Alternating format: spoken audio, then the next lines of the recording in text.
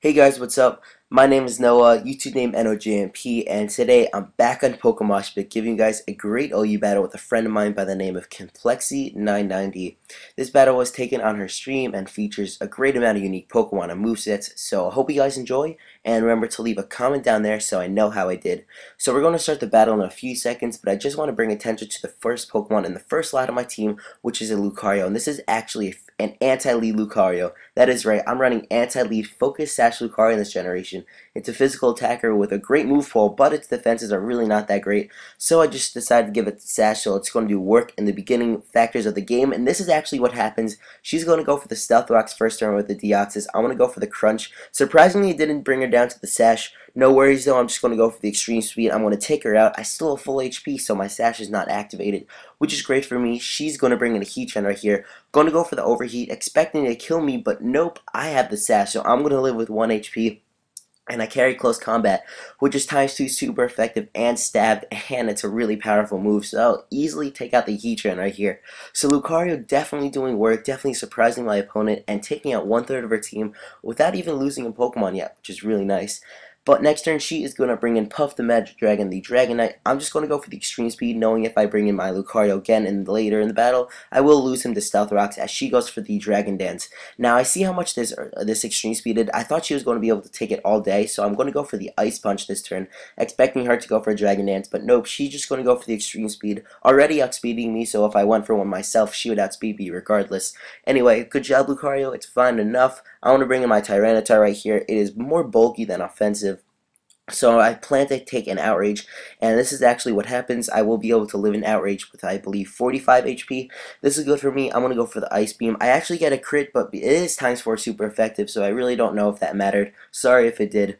So next turn, she is going to bring in the Gastrodon, and I'm just going to hit her with a Pursuit because I want to get a free switch into one of my other Pokemon later, and I don't really want all my Pokemon taking damage from this Gastrodon, so she is going to go for the Surf right here, and I actually did not realize that she hasn't Leftovers nor a Life Orb, and that actually plays a pretty cool factor in the next turn's play. As I bring in my Gengar right here, I'm going to go for the Trick, being a Choice Scarf Pokemon, and she is actually a Choice Spec, so now I have the Choice Specs. She is the Choice Scarf, so that means that her Surf is not as powerful, and I will be able to survive this and survive the Sandstorm damage. So next turn, being faster, I'm going to go for the Destiny Bond. She's going to stay in and attack me with the Surf, and that will be able to take me out, which means she takes herself out as well, which is great because I don't carry a Grass-type move on this team.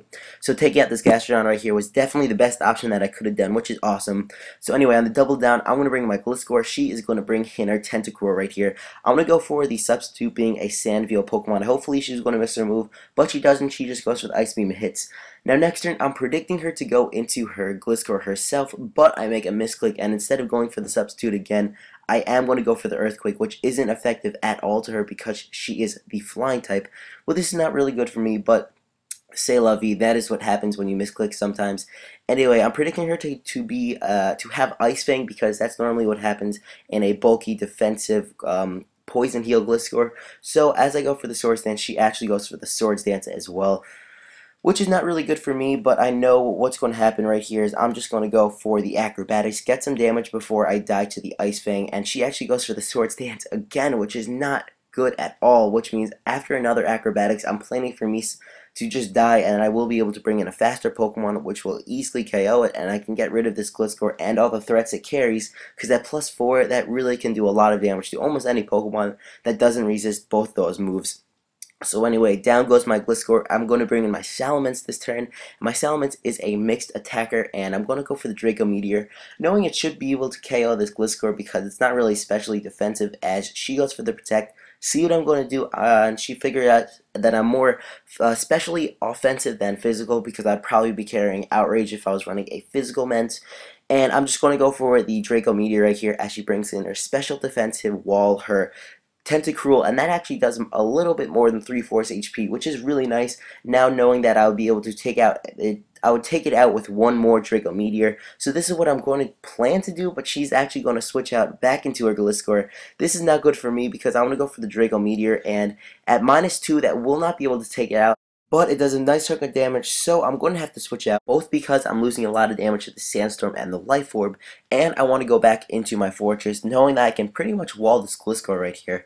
So she is going to go for the Protect, probably just getting some Sandstorm damage on my Salamence, but my Fortress should be doing some work right here. She's going to go for the Swords Dance as I go for the Gyro Ball.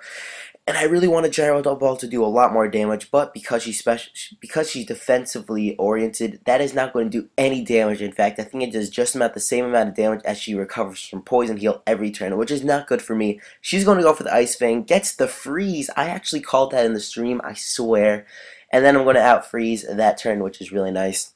So I'm in a really big predicament because I can't take her out with the Gyro Balls unless I get the crit, which would be really nice. And I want to make sure she has the Earthquake on this move set of the Gliscor, because this will help me out. She confirms it right here. So if I paid attention, and if I'm paying attention right here, I'm actually going to do a very smart thing. I know she has the Protect, and I know she has the Swords Dance, and I know she wants to go for that in conjunction every other move because she can not only stall out my Gyro Balls, but she gets a lot more HP back. So what I plan to do is that when she's at a pretty low amount of health that I know a Draco Meteor from my Salamence will be able to take her out, I'm going to switch out when she either goes for the Protect or the Earthquake, which I know she's going to go for the Earthquake on me instead of the Ice Fangs, because Ice Fang really didn't do too much, as you saw before when it froze me. And then once she does that, I'm going to predict her to maybe switch out or go for the Protect, because another Sandstorm damage will be able to take me out. So I'm going to go for the Roost, get a lot of HP back, and that should be the end of the game. So what's actually going to happen, she's going to switch out instead of going for the Protect. I'm not really sure why, but that does give me the opportunity to go for the Roost, get a whole lot of HP back, and this gives me the perfect opportunity to get the sweep going. So now I'm just going to go for the Draco Meteor next turn, knowing that, okay, I'll either one of her Pokemon regardless if she wants to stay in with the Tentacruel or not. She actually decides to switch out to the Gliscor, which is probably a good play, knowing that she might be able to take a -2 Tentacruel, -2 Draco Meteor from the Tentacruel rather, because it's more specially defensively based than the Gliscor. Anyway, she's going to bring her last Pokemon, which is her Tentacruel, and I will be able to take it out with another Draco Meteor. So this was a very nice 2-0 that I had against my friend Complexy990. Hope you guys enjoyed the battle. Like I said, if you do, please leave a comment down below and tell me how I did. And the like buttons are always appreciated. And if you want to, check out my channel. So thanks guys for watching. Rate, comment, subscribe, and as always, take care.